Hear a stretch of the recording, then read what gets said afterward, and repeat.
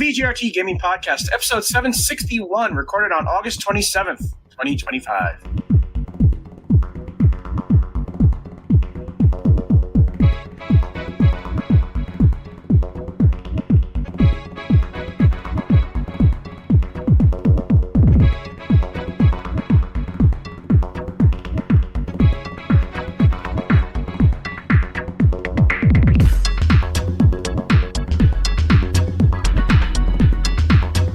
Hello, and welcome to the 761st edition of the TV Gaming Podcast and 594th episode of Video Game Roundtable. I'm TJ Denzer. I'm Scott Dirk. And I am Jonah Falcon. The VGRT Gaming Podcast focuses on game news from around the industry. DJ, what have you been playing? Metal Gear Solid Delta. Okay. I reviewed it last week. It's it's everything that the original was and a little bit more. I'm hearing there's some problems with some launch bugs. Performance issues on PC, which are a tale as old as time at this point. I don't know what it is, but I don't know. I guess you've mentioned it before. Like when a developer starts with development on a console rather than on PC, and then they have to kind of figure it out later on, which doesn't seem to work for PlayStation or a lot of other game developers. I played the game on PS5. I played it in performance mode. It seems to do well. For what I like, I've seen some glitches in the visuals, but I haven't seen the crazy frame rate issues that some people have been seeing. Either way, it's everything that Metal Gear Solid 3 was, just with spruced up visuals, some quality of life things. Hopefully, they'll get a patch out that makes it smoother on PC. But as far as consoles go, I had a blast playing that game. I love the original Metal Gear Solid 3. I think it's one of the best games of that era. It's not perfect. This thing brings along some of the warts, like long-winded exposition and some outdated themes. But other than that, it's outdated even when the game is even in the year that it's released. And oh, by the way, this is Konami. Did you really expect a PC launch to be clean with Konami? Yeah. But I liked the original game and I like the new game, and I mean, the PC release of Suikoden 1 and 2 was smooth. I didn't have any issues there. Yeah, but it's not Hideo Kojima. Well, it's also I think the Unreal Engine 5 in general has had some issues when it comes to porting between platforms. But regardless, I was really happy to see how much they kept intact from the original. There's a straight up Easter egg kill that you can do in the game where you can outright avoid a boss battle by just picking off of one of the bosses early, in a straight up just regular scene. And I was like, I wonder if you can do that in this game. And sure enough, you can. And I found that was a situation with a lot of the Easter eggs in the game where I would try something that I remembered from decades ago and it worked. So it really does feel like it was a game made for fans. But I think people that are interested in history and want to see where the best of the Metal Gear Solid series should probably check this out at some point. Okay. Scott, what have you been playing? I've been playing Quartet, which came out about a day or so ago, and it is a turn-based pixel JRPG inspired game. Takes its inspirations from Final Fantasy Mystic Quest and Final Fantasy VI. Basically, you have 4 characters that you can choose them in each chapter and play them in any order. And then in the 5th chapter, they come together, much like in Dragon Quest IV, rather. By the way, I do have to say that this is a completely indie game. Yes, it's developed and published by Something Classic Games. Yes, this is their second game. Their first game was Shadows of Adam, which still uses some of their old combat where you have AP instead of MP, and you can restore AP during combat, and you get 10% every turn. But you can use spells or equipment to adjust that regenerative ability to be higher. And it's a really good story and really fun game. And I got to play test it, and I really enjoyed it. Music's a lot of fun too. and you can save anywhere. And this is kind of like geared towards people who played Final Fantasy VI in the day, you'll enjoy this game. It's a short game, very fast paced, and just made for I guess older people. There's a demo on Steam. Yes, there's a demo on Steam, so you can try it out, find out if you like it. Yeah. One of the disheartening things is that there's only 15 reviews so far. Yeah, but there's a lot of video reviews going out, and I'm seeing a lot of like big name. By the way, when I say 15 reviews, I mean 15 Steam reviews from fans, not from non backers and non play testers. So you have to wait for those that buy it to review it. Do you have the Steam version or the Switch version? I have the Steam version. Okay. And like I said, it played real well, and it looks like it's getting attention, which is nice because Silksong is coming pretty soon, and a lot of indie devs have. We'll discuss that later. Okay. So I'm going to check. Yeah, at least there's a lot of discussion on the Steam forums. Yeah, and there's a lot of YouTube reviews on it, and there's I've noticed some tweets from some bigger names that have talked about it, or they're playing it or streaming it. So it's getting attention, and that's a good thing. Okay, so I have been playing Persona 4, the remastered version, and you were right. TJ, I couldn't quite get into Persona 5, but it's easier for me to get into Persona 4. What do you like about it? The controls are pretty straightforward. Beginning of Persona 5 was just confusing. It wasn't confusing here. I understood everything that was going on. So I'm now getting invested in the characters. I've rescued Yusiko. That's as far as I've gotten so far. So I have a pretty good impression of it. I've also been playing Dwarf Romantic on the Xbox. It's come to Xbox, and for those who haven't played it on Steam, this is a tile-laying game, and it's weird. It's supposed to be really, really chill and relaxing, but if you want to get a high score, it is very brain-busting because you have to figure out where you want to put those tiles to get maximum points. But if you haven't tried Dwarf Romantic, it's only $15 too. And I started a little bit of Ni no Kuni, Wrath of the White Witch. I haven't gotten far. I've decided that I like Persona 4 more. And that's also, all of that has been hijacked by me finding out that my copy of Alpha Protocol works again on Windows 10. And I've been playing that because you seem, if you like Metal Gear Solid, this is a better game. It is a better game, both writing-wise and plot-wise. And this is Obsidian at their most show-offy. Every choice that you make with your character, everybody will notice. Everybody will notice, and all your actions have specific responses to it.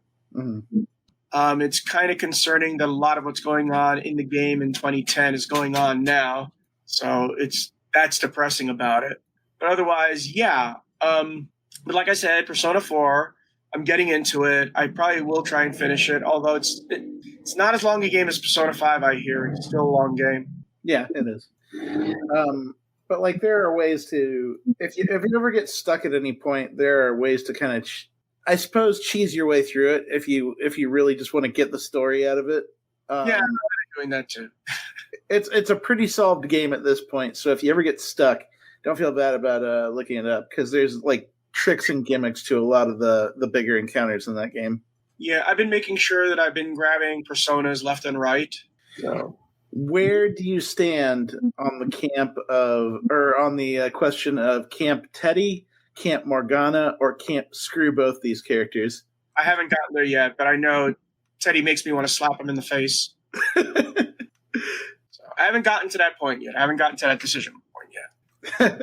Anyway, I mean, you want to make a decision between Morgana is the cat creature from Persona 5, which is like the other annoying, Teddy is the annoying mascot of Persona 4. Morgana is like the annoying mascot of Persona 5. I've also did a little bit of Gears of War because I'm required to. It's going to be interesting to see how PlayStation players react. Although I'm going to tell you something, the game is almost 20 years old. A lot of PlayStation 5 users have already played Gears of War. People seem to think you're a PlayStation. No. People have owned different consoles over their lives. You have it even if you own an Xbox for a minute, you've played Gears of War. It is buttery smooth.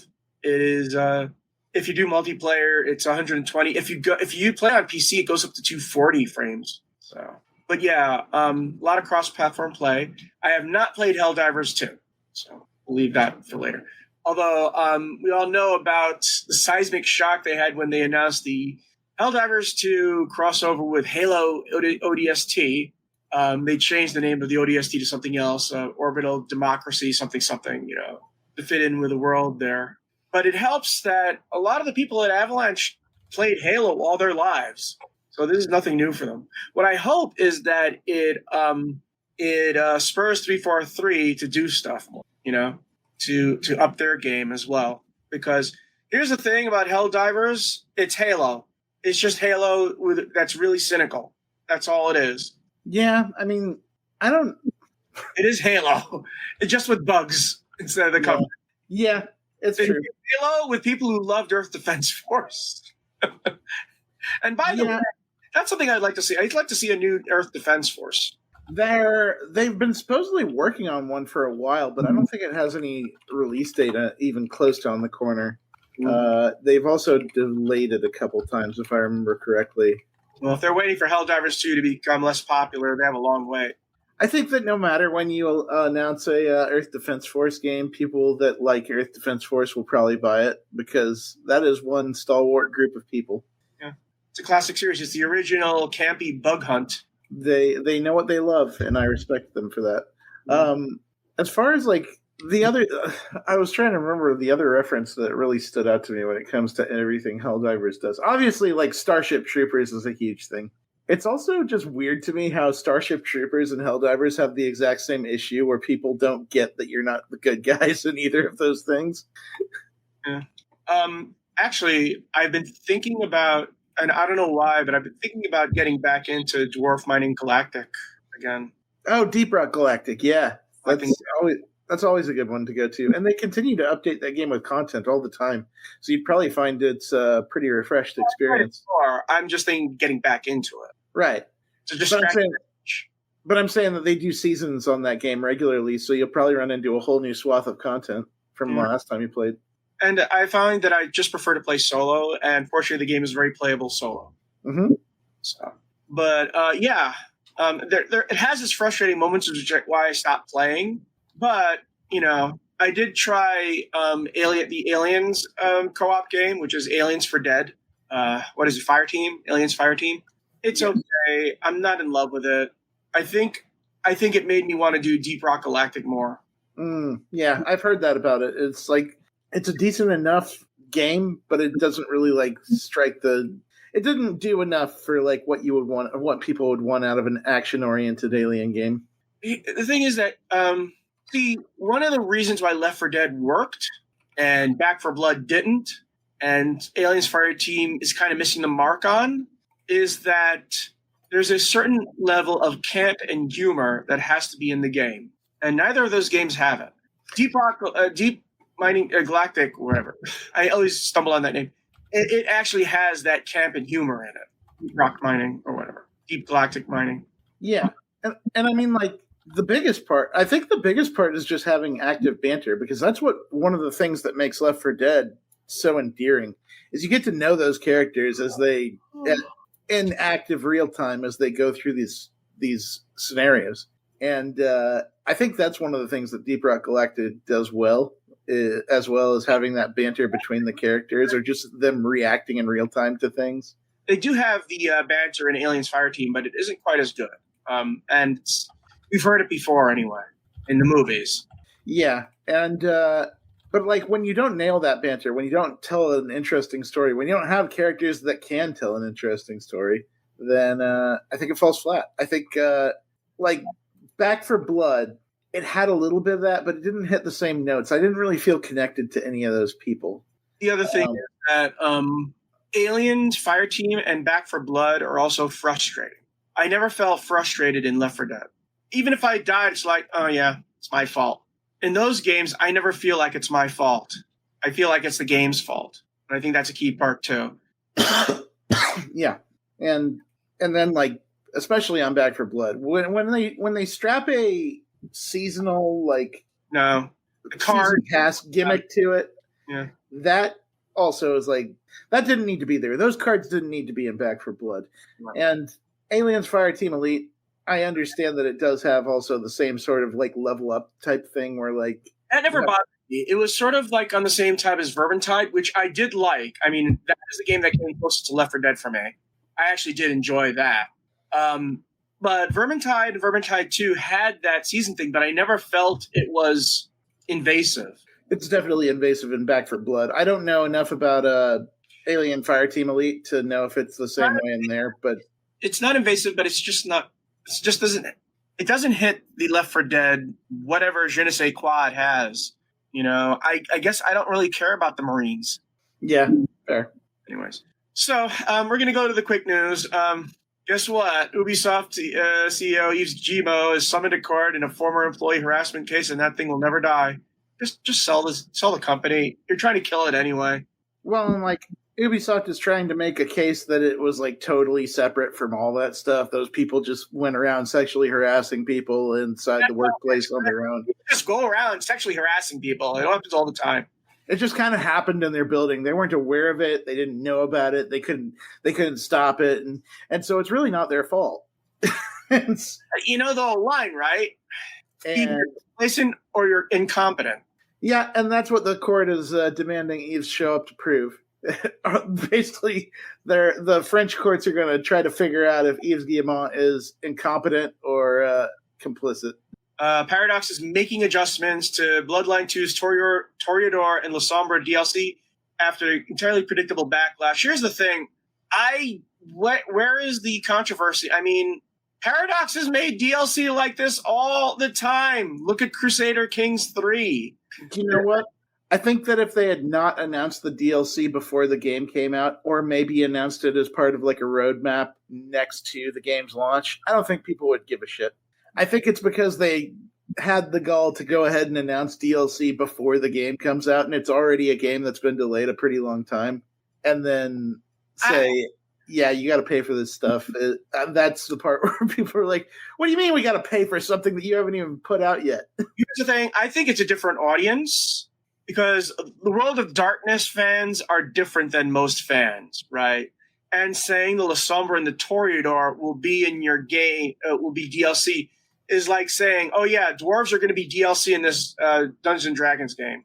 Yeah, it's really bad that they cut out, factions of the vampires that people would have to wait for.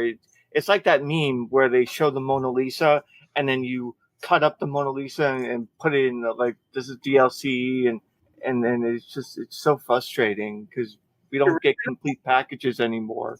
I think originally the Malkavians were supposed to be DLC, but they quickly did a 180 on that because that would really piss people off if they had to wait to be a Malkavian. I don't care. I just want to be my Ventru and leave it alone. Although I play a Malkavian every time I play Bloodlines. Yeah, I don't know. Like, I think it's a stinky situation either way, but man, I really don't think people would have such a stink over it if they just waited to announce this. I just can't believe that it's going to be out in a few weeks. That's all. That's wild too, because how long has this been? This game's been in development for more than a decade. And we'll be talking about another game that's been delayed way too many times that people have been looking forward to. Sean Murray says the Earth-sized planet in Light No Fire will have real oceans that people will need large boats and crews to cross. And my answer is, okay, how many years after this game's release is it going to be ready? Is this the same one that did No Man's Sky? Yes. It's yes, it is. The same developers of No Man's Sky. Yeah, they're making. It's going to be a while. I mean, they're only doing a single planet though, which I like. I have to believe at least a little bit that Hello Games learned something of a lesson from No Man's Sky that they will not replicate the mistakes in the new game. True co-op now. We're going to fix that later. But here's the thing.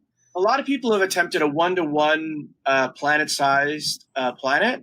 It'll be interesting to see how they pull this off. I hope they're not using procedural generation, or at least not the procedural generation that they did with No Man's Sky, in which everything is built from the ground up by procedural generation. Doesn't the Microsoft Flight Simulator basically 1-to-1 with Earth? It tries, and no, it's not. It's more like 4-to-1. It's not. It's maps the entire Earth, but it is slightly smaller, so that a flight, if you're doing a jet plane from LA to New York, it'll take you 2 hours or maybe an hour and a half. It's not going to take you 5 hours. It's completely the Earth, but it's not 1-to-1. Okay. Because here's the thing: the Earth is really, really, really big. Yeah. Yeah. Speaking of Crusader King 3's new DLC has a release date and has even more opportunities to be murdered spectacularly by your vassals. Can I ask you a question? Do you still play Crusader Kings, TJ? No, I haven't played it in a minute. Okay. I played the last one I played was like maybe one of the first expansions that introduced Bloodlines and stuff. So it had something to do with just hierarchies and Bloodlines and cousins. I just wish they would make these Crusader King games less obtuse. I don't know. I think that's part of what like. Yeah, and people like the bad lock picking in Kingdom Come. Like they like the fact you have limited number of saves. Screw that mess. It's a bug, not a feature. You got to fix that crap. Speaking of someone who has to shut up, Gearbox boss Randy Pitchford says, I think they could charge $200 for Borderlands 4. You can't find a better value in the world for any type of entertainment than as I wish they'd give it away, because then everyone would play it. Randy, shut the fuck up. Please stop. Stop flapping those gums. Shh. Talk to Cliff what happened to Cliff Blazinski in Lawbreakers. Yeah, I don't know. One can hope that lessons are learned, but that's up to the people that are... This is Randy Pitchford we're talking about. Lessons will not be learned. Oh, I know. But that's up to the people that are meant to take the lessons. And Randy doesn't seem like a very good student. He keeps it up. He will be giving it away for free. I don't know. Here's the thing. I don't detect any hype for Borderlands 4 at all. It barely seems like it's been marketed. I haven't seen much in the way of any sort of ads or advertisement for it. The only advertisement it has was that he initially wanted us to charge $80 for it. That's the only news it's had. And also it's attached to a really terrible movie. And they didn't release it because they didn't want it to be associated with the movie. The thing's ready. It's just they decided to make sure the stench of Jack Black goes away. I don't know that Jack Black was the problem with. I think that movie's problems were a little bit bigger than Jack Black. Jack Black was in Borderlands? Yeah, he played Claptrap. And here's the thing. He was even more annoying as Claptrap than the regular voice actor was. And here's the thing. The regular voice actor of Claptrap is annoying but fun. Jack Black is just annoying Jack Black in Borderlands. He was annoying in Minecraft, too. Yeah, but he was there and he was kind of charming. There's no Jack Black to see in Borderlands. It's just Claptrap. Yeah. But again, like I said, there's no hype for Borderlands 4. It's not like, remember the hype for Borderlands 3 was through the roof. And then people played it and the hype went away. Triangle Strategy released on Xbox Series X and PS5. And the only reason I'm mentioning it is that I did not know it was released in 2022 for PC and Switch. And it's a tactics game done by the Octopath Traveler guy. Yeah, I played Triangle Strategy back when it came out, and I really enjoyed it on the. I think I played it on Switch. Yeah, I did. I played it on Switch, and I really enjoyed getting the multiple endings, doing the different paths, and it felt like when you did different choices, it felt like you made a different story for yourself in each path. So that was a lot of fun for me, or help with replayability. So let's talk about the elephants in the room for the moment before we go on to news. Octopath Traveler 0 was announced. I'm looking forward to it. I mean, I'm glad it's on going to come to PC and be able to play it in the full package and not have to worry about mobile gacha stuff. Mm-hmm. And another game that probably goes right up Scott's alley is East 10 was announced. Which one did you say that? East 10. YS. Oh, yeah, the Nordics Proud, yes. I'm waiting for that. I've been waiting for it ever since they said they were going to do a final version of it, and just had to wait. And now it'll be coming out in in year 2026 next year. So look forward to getting it then and playing it finally. Yeah. So let's talk about Gamescom. We actually put off last week's episode because we wanted to discuss Gamescom more. Shall we start with Hollow Knight Silk Song? Yeah, that's a big announcement everybody was waiting for, and all these indie devs have moved out of the way. Witchbrook moved, and several other games moved out of the way to, just I guess let it have its have its moment in the A sun. lot of indie developers have scattered for that September 4th release. Yeah. The thing is that I was reading some of the message boards, and they were angry, saying that these developers, what are they doing? I want to play it now. They're cowards. Yes, they are cowards. They want their games to be played. Yeah. Here's the thing. Only games that are not Silksong, that are not indie games, are counter-programming. There's a few big games that are coming out at the same time as Silksong, but they're not in the indie space, right? I know one of them is a major game, and I'm trying to remember which one it is. Are you thinking of the Final Fantasy Tactics remake, or? No. I have to look this up now. Oh, yeah. Go down. Oh, yeah.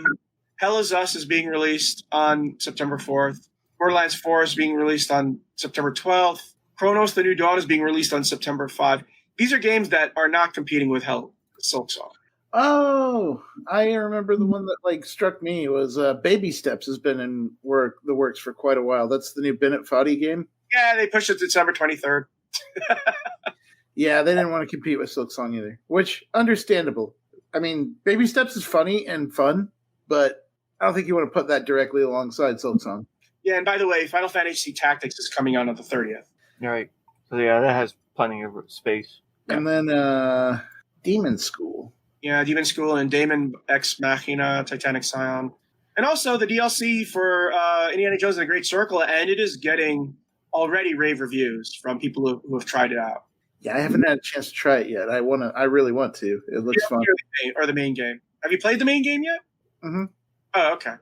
Yeah, I advise you to see watch a YouTube video that talks about the plot of Indiana Jones and the Great Circle and how it fixes all the movies. Even the first and second ones, but especially the fourth and fifth ones. Because in Indiana Jones and the Great Circle, Indy runs away from his problems. That's why he's always going on adventures. And he takes the note from Marion, who gave him that book that you use as your journal, crumples it up and throws it away. And you realize that he's always running away. And it explains so much in the fourth and fifth movies now. I'll have to give you the link. It's a great watch. And I find myself watching the ending of The Great Circle a few times because it is so pitch perfect. And also I finished that game too. A reverse Casablanca. But have you? Yeah, so The Order of the Giants, they say, is really, really big. It's not some small DLC. It's actually going to be a big chunk. Yeah, like a full-on story expansion. Yeah. And hopefully we'll learn more about Lucas, Tony Todd's character. Yeah. Right. I wonder if he did voice work for that before he passed away. It's possible. This was like the last thing he did, and he supposedly finished up all of his work on it. Yeah. So Call of Duty Black Ops 7, really interesting. They're going with an Inception mode in which just everything is just like psychedelic and inside the mind, and it actually looks pretty interesting. And it's a single-player game too. When's the last time that you had something like that? Single-player story. So another game that got a big look at, and I know Scott's probably excited about this, is Dragon Quest 1+2 HD 2D remake. Yes, I've heard that they are actually. I saw in the videos. They are adding the Princess of Kenok as a fourth playable character for you, and that looks like a lot of fun. So and be a more expanded adventure. Yeah, I can't wait to play this game, and I really hope this continues a trend to remake Dragon Quest 4, 5, and 6. That reminds me, all the reviews for Gears of War Reloaded is like, when is Gears 2 and 3 Reloaded coming, damn it? If you're going to do one, you better do them all. Something nice and meta, this is for you, TJ, in that Michael Myers is coming to Friday the 13th, the game. Okay, hold on. The Friday the 13th, the game that... Halloween, yes! Michael Myers, coming to Friday the 13th. Halloween DLC. Oh, it's going to be a new Friday the 13th game. Is that my Yes. Okay. I was like, "There's no way they killed the old one." Well, actually, I wasn't at Gamescom, but I did get my hands on an Xbox Ally, the Ally X, actually. Yeah, we saw that picture you posted. That was. Have you used it? Is it good? It's weighty. the thing has some heft to it. It does kind of have a Windows backing, but it's sort of like ultra thin. It's like you really can't do anything with it. It's just the basis for everything else on it. I've always had trouble with having my hands far apart as a controller. I've always liked them close together, but the screen was huge and it looked real good. Graphics were real good, even if it was streaming. So, and I know there's rumors about a Steam Deck too. There've been rumors about a Steam Deck too for years now. Maybe the Xbox Ally will force Valve to release the Steam Deck too to compete. Hold on, by the way, the story about Michael Myers and Friday the 13th. The team that made Friday the 13th the game, Gun Entertainment and Ilphonic, or Gun Media and Ilphonic, they're making a Halloween the game in the same vein as Friday the 13th the game. I know that there's also a Friday the 13th game that's like new in the works, but it's Friday the 13th devs reveal new Halloween game with a single player mode. It's still strange. They're going from Jason Voorhees to Michael Myers. Right, but like, yeah, that was what I was confused about, because I thought you were saying they were adding Michael Myers to the old Friday the 13th game, but no, it's just the dudes that made that game are making a a Halloween the game, and I imagine that it'll be similar in scope, but like, yeah, it's going to be another asymmetrical horror title in 2026. I don't know how I missed that one. That's interesting. You want to talk about Black Myth Zhongxi, the sequel? Yeah, I guess we're going on. So it's the same idea as Black Myth Wukong, right? Except they're going along with another mythological Chinese figure. Which, if you get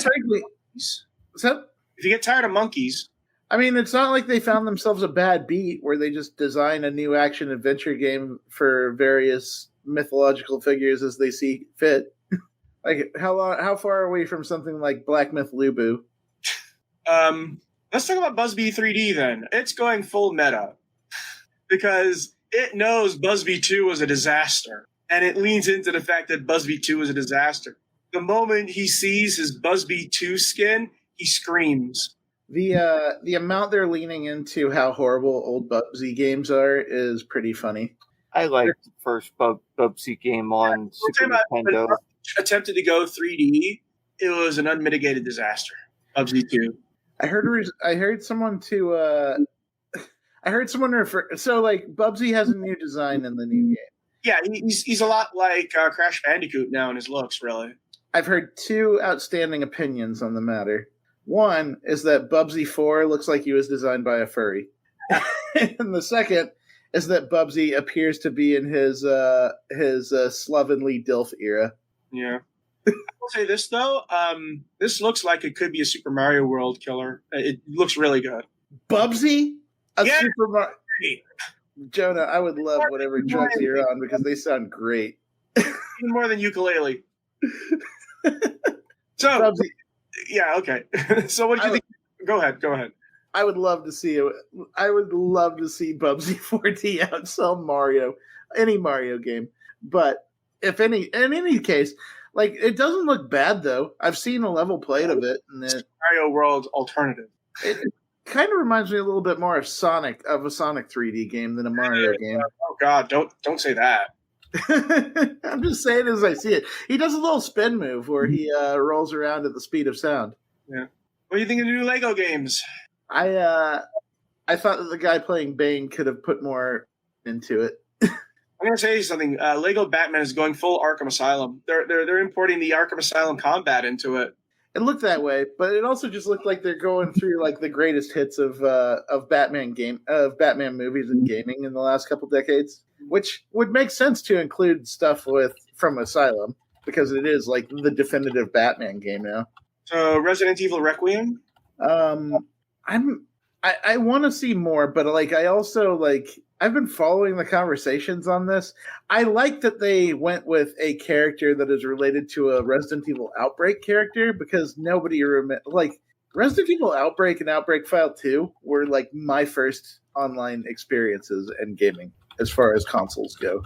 And I have a fondness for those characters. I've always kind of wanted to see them used. Plus, I'm excited to see a Resident Evil story that doesn't just follow the same people we've seen. I think people are tired of Winters by now.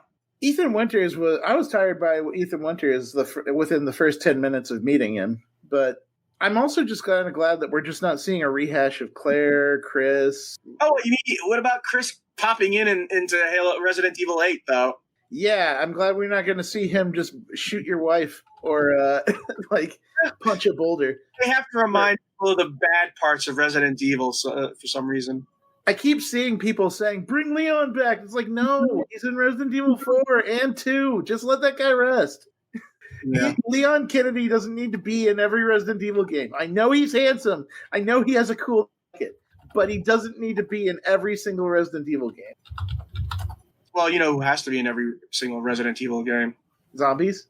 No. Her with the red dress. Oh, God. I can't believe I forgot her name. Oh, Ada Wong. Yeah. She has to be in every Resident Evil game if she wants to come out. And if she's not in it, they'll make a mod to put her in it. Yeah, and that's fine. I don't care if they make mods, but at the same time, like, man, let's explore a new character. Let's explore a new character experiencing the things that we've seen in the games and like reacting to it in a new and interesting way instead of just having who comes into Requiem. Yeah, I mean, like, give me a game where it's not just Leon once again being like zombies again. Hey, at least it isn't what's his face, the villain. Oh God, who keeps Wesker? on what? Wesker? Yeah, please, Wesker. Yes, we need more Wesker. Nah, Chris super killed him at this point. Yeah, you say that. This is Resident Evil we're talking about. I mean, yeah, they torched him in a volcano and blew him up with a missile, but I suppose anything's possible. How do you feel? The fact that they had to torch him in a volcano and blow him up with a missile is in of itself kind of insane. Yeah. So, what do you think of Lords of the Fallen 2? I would think probably more if the lead designer hadn't caked himself on the internet for months. Like, I don't know. I don't know what I expect out of those guys. I don't have any feelings for their game anymore just because, like, that guy had the gall to blame Woke for why people weren't playing the first one. And quite frankly, shut the fuck up and make a good game and people will play it. The reason they weren't playing your game was that it wasn't as good as Dark Souls. Right. Which, don't get me wrong, I think the first Lords of the Fallen has some interesting mechanics. I think it's interesting how, like, there's a demon world that's literally layered on top of the regular world, and you can glimpse into it at pretty much any time. I think that's a neat concept. I don't like that the guy was saying that people were woke ruined the buzz on his game. No, you guys, your stupid conversations on the internet ruined the buzz on the game. Well, I mean, but here's the thing. It's hard to make a Dark Souls clone. I mean, you have Ashen, you have Mortal Shell, They have interesting concepts, too, and sometimes they don't hook on, Liza P. showed it can be done. It can be done, but I'm just saying, you just have to throw it at the wall and see what sticks. And Liza P. had its gimmick was you can outfit your weapon any way you like it, wasn't it? Yeah, you can you can basically take the blade or the handle off of any weapon and swap it into another weapon and basically make whatever you want to make that fits your style. It's a really great game. It's one of my favorite Souls-like. You know anything about Pragmata? Because it got a lot of buzz, but I didn't really get a feel for it. Pragmata is... I mean, it's a third-person sci-fi game. It's not like Dead Space. It feels a little bit more, I guess, Metroid-y, where there's these robots that you go. It kind of reminds me of the Edie's in Metroid Dread, where you come up against robots, and you have this little girl robot that's with you, and she helps you disable them so that you can kill them as a human, because otherwise they're just overwhelming. But I don't know. Pragmata looks unique. I'll say that much. It's a completely new IP for us. I have a feeling that it's going to be like. I have a feeling that it's going to try to be a tearjerker because I don't I don't like any game. I don't trust any games that give me a little girl to look after. Okay, here's the question for you: do we care about Pokemon Legends EA? Yes. Are you so sure? Yes, I do. Yeah, because the first one was great. Arceus was was the quality that Crimson and Violet should have been. But but it's also like the first one has been upgraded for Switch 2. They did better draw distances, proper like frame rates, and they've kind of like turned it. I've heard they've turned it into the Pokemon game it should have been. So Pokemon ZA2 Legends, I like that style. I like it. I think it's a fun spin-off for the Pokemon series. It's not as in-depth as a regular Pokemon game, but it's still got a pretty good loop to it. And so, yeah, I'm excited to see the second one play out. I just finished playing Kirby in the Forgotten Land on the Switch 2, and that was like on the level of Astrobot when I played it on the Switch 2. So I'm excited. I want to see what they do with it. There's a lot of people who actually came away saying that Black State was the sleeper hit of Gamescom. Black State? Yeah, by Motion Blur. A lot of people were afraid it's going to be Mind's Eye, but it's not. Oh, it looks like Vanquish. Yeah, it has that feel. Interesting. Yeah. Warhammer 40K, Dawn of War 4. It's been a long time coming. They finally have a new Dawn of War. And to be honest, there hasn't really been a mega RTS in a long while. I don't have too much of an opinion on Dawn of War, just because I have never played any of the series. Okay. How do you feel about Keeper? Keeper? The Double Fine game about a walking lighthouse. Oh, yeah, that looked quirky. Like Double Fine quirky. Yeah. It looks like Double Fine always does such interesting things with their visuals. And Keeper looks like it kind of bleeds that sense. Surreal, weird. I like the weird, creepy wastelands that you wander through. That will be wandering through in that game. The spider legs on the lighthouse make me think of like Baba Yaga. Are you guys still there? Oh, did we lose Jonah? Uh-oh. No, you didn't lose me. I'm just okay. So, Leather Dawnwalker was shown off again. We saw it at the Xbox what's it called? Showcase. And it's basically, I don't want to say Lost Souls. Dark Souls. But it has a day-night cycle in which you're a vampire and you have different powers in day and different powers in the night. Don't tell me you don't remember that. Yeah, this is the one that's coming from the people that worked on Witcher 3, and it's looked good every time that we've seen it. They also worked on Cyberpunk. Yeah, and for what it's worth, like they look like they're making an interesting new thing that definitely has that Witcher DNA in it. Like the best part. Well, the content is very Witcher, but it's not Horde. It's now Claws. Yeah, and their environments look interesting too. I'm curious to see like exactly what they do with it. It kind of looks like they mix various forms of the vampire lore. So I'm curious to see how it ends up in the end. Like if it's going to be like different clans or if it's going to be like just one overarching rule. Speaking of vampires, a lot of people have been playing Bloodlines 2, getting hands on the demo, and they say it's very arcane. It's very Dishonored. Which one was this? Vampire the Masquerade Bloodlines 2. Oh, yeah. It's very Dishonored. Yeah, I mean, like, what more can we say about it? What, like, it's coming out? It's finally coming out, yeah. It feels like we've said, like, short of actually playing the game at this point, I don't know if I have any more opinions on Bloodlines 2, just because, like, how long have we been waiting on this? Let's see. Bloodlines came out in 2004 or 5. They announced a sequel like a year later. So yeah, this has been longer than. Actually, no. They announced a sequel, they didn't. But then they broke up. Troika died before they could even start. And then Paradox Interactive said, "Hey, we're going to make Bloodlines 2," and then got the wrong developer to do it. They had to replace the developer and start all over again. No. Okay, let's talk about Kirby Air Riders. We have a racing game that's not Mario Kart. It's funny because that's the comments that I've been hearing in regards to that. That's basically Mario Kart with Kirby, but it's not. Like, it's a battle game on wheels. It really is. From like, I don't know if you guys sat down to watch the direct at all, but racing is like one thing you can do in the game, and it's not even like the main majority thing.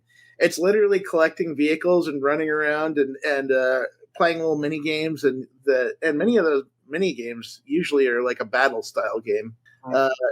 And the main thing seems to be like this city trial thing where it's like an open world map, and you start with a crappy star and you run around collecting better vehicles and power ups and taking part in. People don't have their own vehicles, because I know Kirby has a star, but all these other characters have different things that they're not right.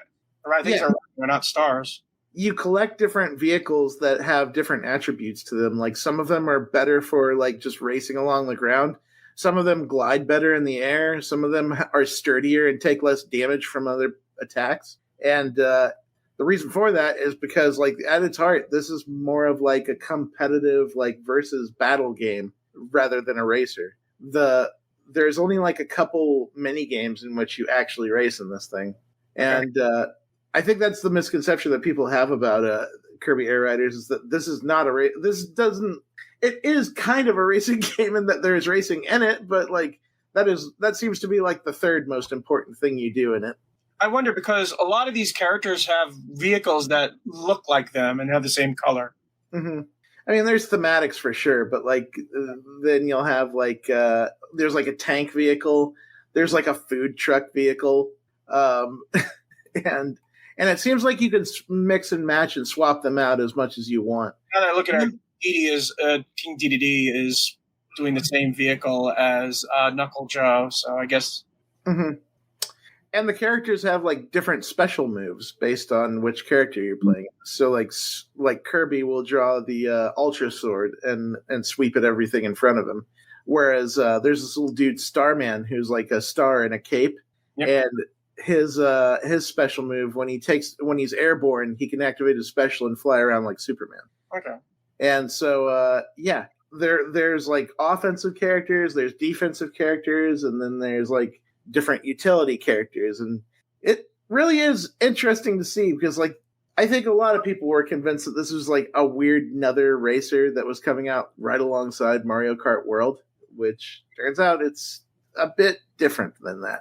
Yeah. Is there anything else you want to bring up about I mean, do you care about Onimusha Way of the Sword? I do. That game looks awesome. I didn't know that until pretty recently that they're doing Musashi Miyamoto as the main character in it. A lot of people have been dismissing it as it's just Sekiro. Hey, Onimusha was out a long time before Sekiro. Onimusha is a very different thing than most Souls games. Like the amount of emphasis on like actual like sword dueling and defense and offense in that game compared to those games feels significant in a way that like you're dueling with a zombie samurai, and you have to break his guard and kill him.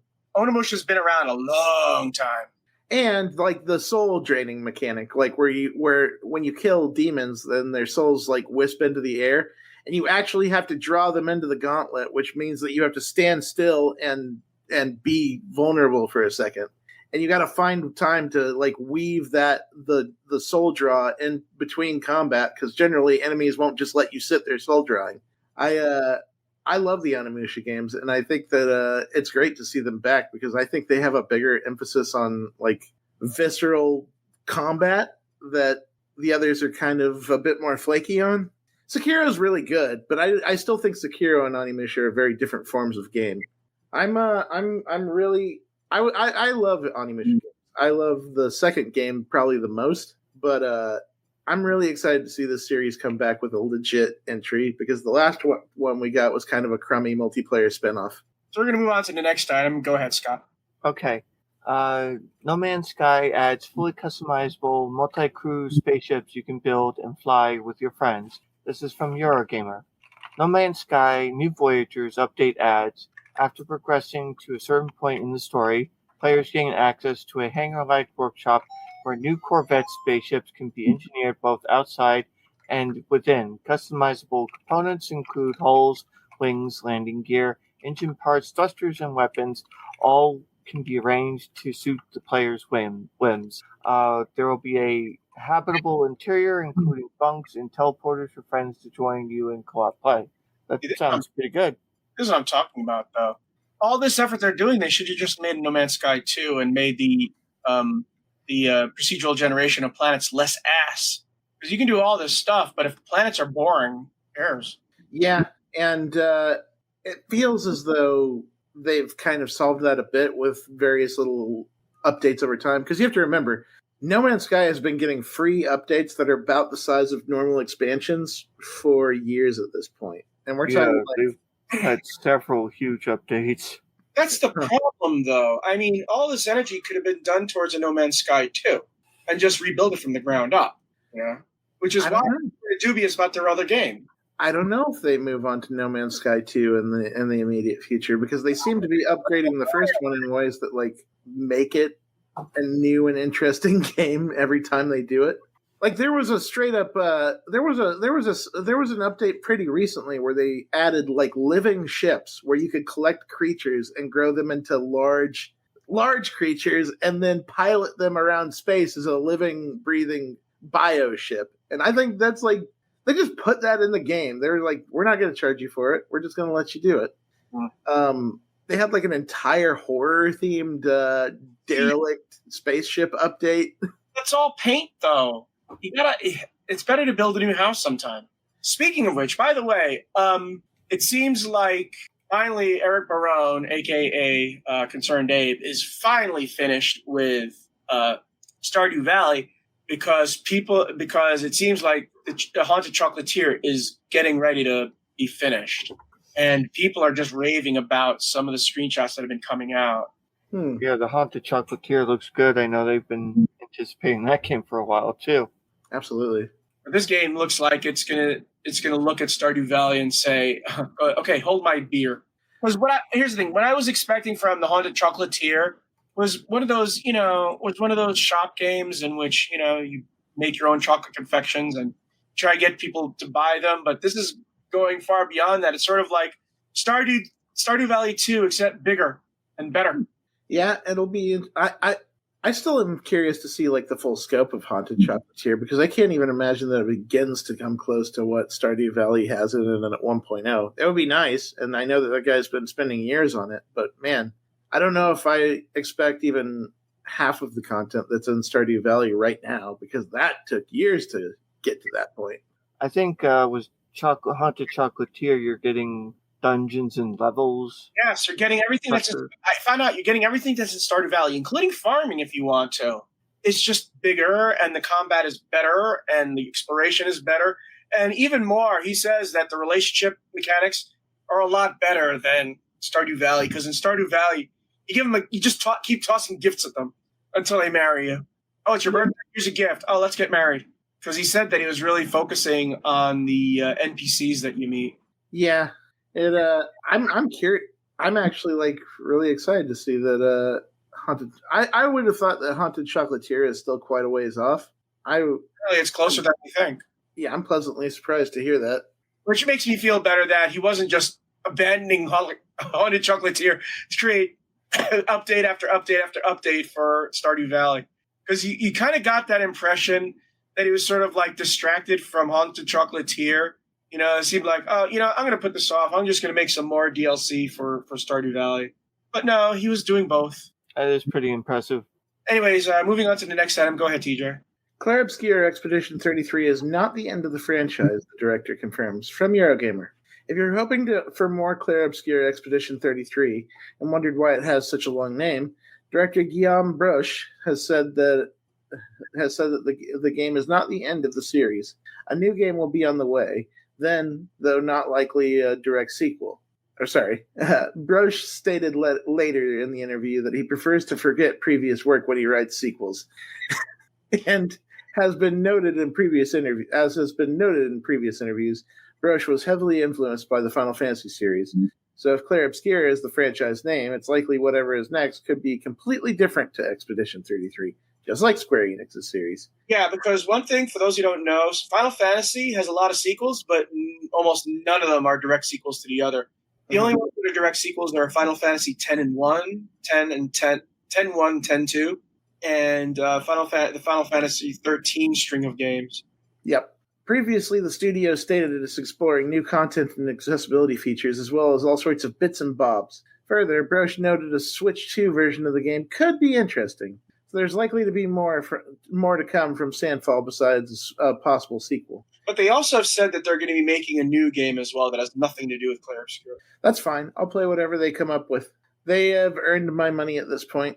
Yeah, they earned the benefit of the doubt for now. Sort of like when Rocksteady came out with Batman Arkham Asylum. It's sort of like, yeah, whatever you want to do right now, go right ahead. Mm-hmm. I'm still about I'm probably about a quarter of the way through Clair Obscur. I want to keep going as far as I can. I keep having other things I have to review that slow me down, but the sheer depth of that story and the combat systems in it, I love everything about it. Everything in it is so good. Like I said, it's sort of like what people wanted Final Fantasy 16 to be. There's a lot of people who love Final Fantasy 16 and enjoy the action, but there's a good number of people who wanted something like Clair Obscur. And here's the thing, Clair Obscur is not totally a turn-based game because defense is all about timing. Yes. The dodging out of the way of an enemy attack is fine, but dodging, jumping, and parrying. What's it? It's dodging, jumping, and parrying. The three types of defense you have. Right, and dodging is fairly easy to do. Jumping is very, very specific attacks. Parrying is for like dodging, but then if you do it correctly and you do it a couple with the whole team, then you get a chance at a counter attack, which can do huge damage. And it's really risky on some bosses and some enemies, but keep it on some bosses. You need to do it, or else because dodging simply won't do it. You have to parry. Mm-hmm. And dodging, they've said it themselves. Dodging was meant to be the way that you begin to understand the enemy patterns, and then you parry when you feel comfortable with them. So there's no harm in dodging for the most part, but you're right. There are some enemies where it's just you have to have your parry game up if you're going to do the damage you need to finish them off. And here's the interesting part: you can actually defeat enemies that are way, way, way, way, way higher than you if you're really good at parrying. Because if you successfully dodge or parry, there's no damage at all. A lot of games, some damage slips through. It's like damage lesson. No. In this game, no damage. So if you're an expert at dodging and parrying, technically you'd be able to handle higher creatures. Yes, correct. And just the same, you go to those higher creatures and you feel good about dodging or parrying any other attacks, and then they hit you with one and wipe that character in one shot, and it's Or you dodge and then hit them and realize, I just took off 1/100th of their thing, which means I'm going to have to dodge and parry 200 times to beat this guy. Yeah. I definitely ran into that at least twice. Yeah, I mean, here's the thing. I don't mind grinding in that game for some reason. Grinding isn't terrible. Yeah, it's not bad at all. It's just that sometimes you you go around a corner because you wanted to check a nook that was off the beaten path. And behind that nook is a special encounter that will wipe you. But like I said, when I first saw the game, and then when I first started playing it, I thought, oh my God, this is going to be such a depressing slog. Everything is just so depressing. And then you meet those goofy guys, and it's like, oh, okay, at least there is some levity in this game. It's not all dark and depressing. Thank goodness. Because I will say this, it isn't that it's dark and depressing. It's well-written, dark and depressing, which means it does its job, and it has a reason to be. It's not edgy.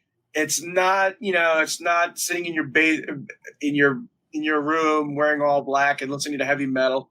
No, this is actually mature, dark, and depressing. Yeah, and I think a perfect example of that too is I don't know if you know of the character, but his name is Esky, and he's a giant pillow man. But he also becomes your mode of transportation. He becomes your way of getting across water and flying at certain points. And Esky is a perfect example of this game. Has he's dangerous. He's like an immortal being. But he's also just kind of derpy and adorable. And I also like how the way you discover that the Nevrons have a purpose, and there are friendly Nevrons because there's, the seamstress. Is it the seamstress? Is just screwing everything up. The paintress. The paintress is screwing everything up, and that you're having trouble with the Nevrons for a reason. It's not because they're just all evil, right? Mm-hmm. And even the ones you fight may not be evil. Yeah, there's some of them that like straight up say that the painters made them and then forgot them. Yeah, like that guy who wants you to light his candles. He's one of the early ones, and I sort of felt bad for him.